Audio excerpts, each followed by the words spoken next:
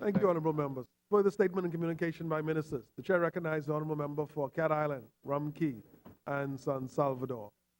Thank you very much, Mr. Speaker. Having heard the virtues of breastfeeding, I am a breastfed child. But I'm just wondering whether I had it. I just haven't. But like I heard someone remark across the way that it might be too late for some of us. and now we could.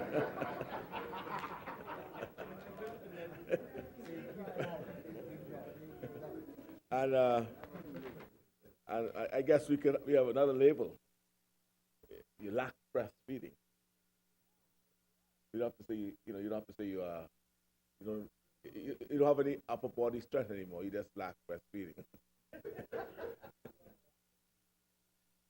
Mr. Speaker, almost 5 years ago, on the 5th of January 2009, the Bahamian taxpayer saw the beginning of physical works related to the investment of some $220,000 in the construction and reconstruction of roadways in New Providence.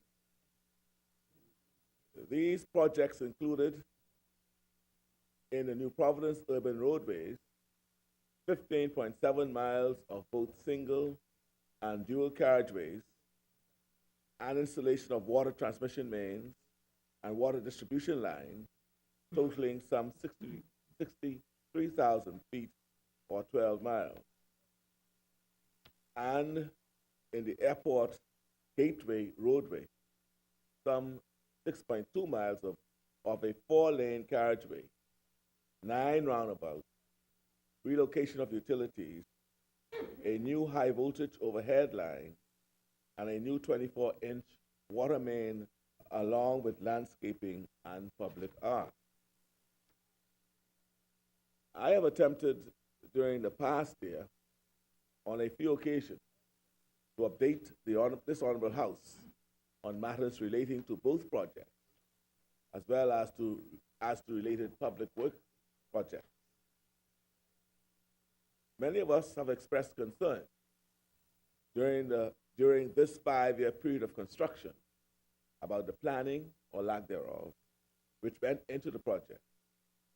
Many have been concerned with the New Providence infrastructure improvement project of sometimes seemingly casual disregard for the convenience of road users, the disregard for the design, and certainly the initial associated costs, concerns about the delays leading to the completion, and of course, the distressingly tremendous cost overrun. At each step of the way, there have been questions, and particularly in the case of the New Providence infrastructure improvement project. The government, before May 2012, seemed either unable or unwilling to share information with the public. When I assumed the responsibility for the project as Minister of Works and Urban Development in May 2012, I made it a point to regularly acquaint this Honorable House and the wider Bahamian community with concerns and potential solutions. Mr. Speaker, to suggest that we are happy with all matters related to the New Providence infrastructure improvement project would be to mislead the Bahamian people. And I do not intend to be a party to such an effort. We were faced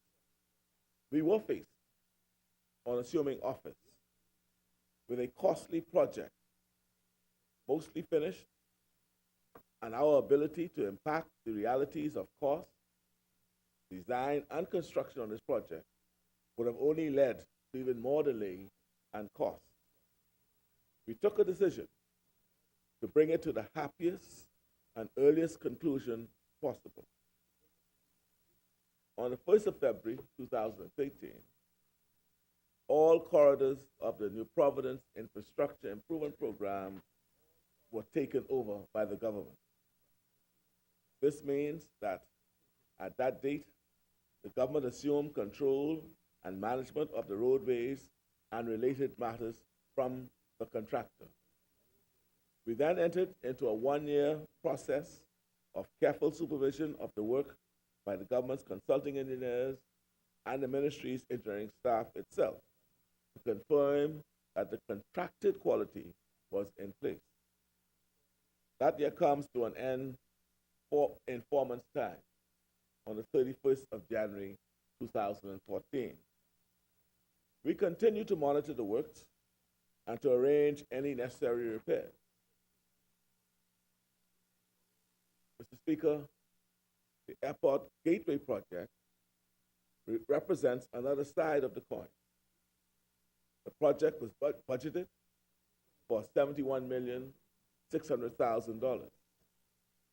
The expenditure to date has been $69,450,000, which leaves $2,150,000 remaining in the budget. Construction started in May 2011 with a scheduled completion of August 2013. It is now substantially complete with no further delay anticipated except for unforeseen circumstances such as adverse weather conditions, which occurrence would not be strange, particularly since we are still in the hurricane season. Our engineers describe the work as 99% complete. Some landscaping and other minor works remain to be completed. The Bahamian contractors on this project included Knowles Construction, Apex, DNT Landscaping, and Triple W. The government's representative is formed by a group of Bahamian engineering consultants. The contract closeout process has begun and a handover of facilities is underway. At least I seem to be speaking out of two sides of my mouth.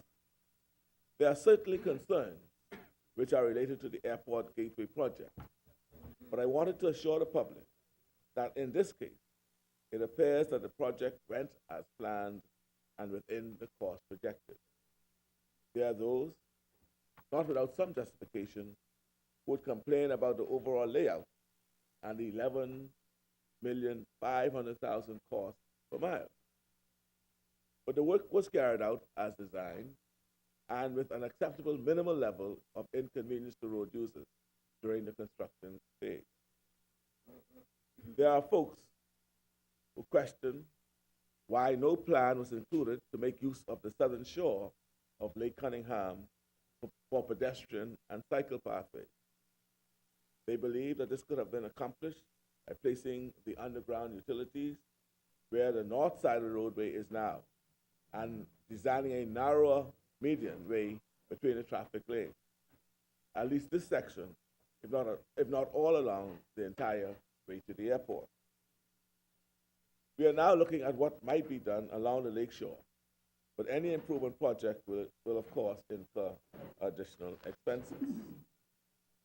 Again, to have attempted to make changes when we took responsibility in May 2012 would have represented irresponsibility on our part, costing far more than we considered acceptable, and so we did not seek to delay the project by attempting to make changes. Mr. Speaker, the New Providence Infrastructure Improvement Project has cost $198.6 million.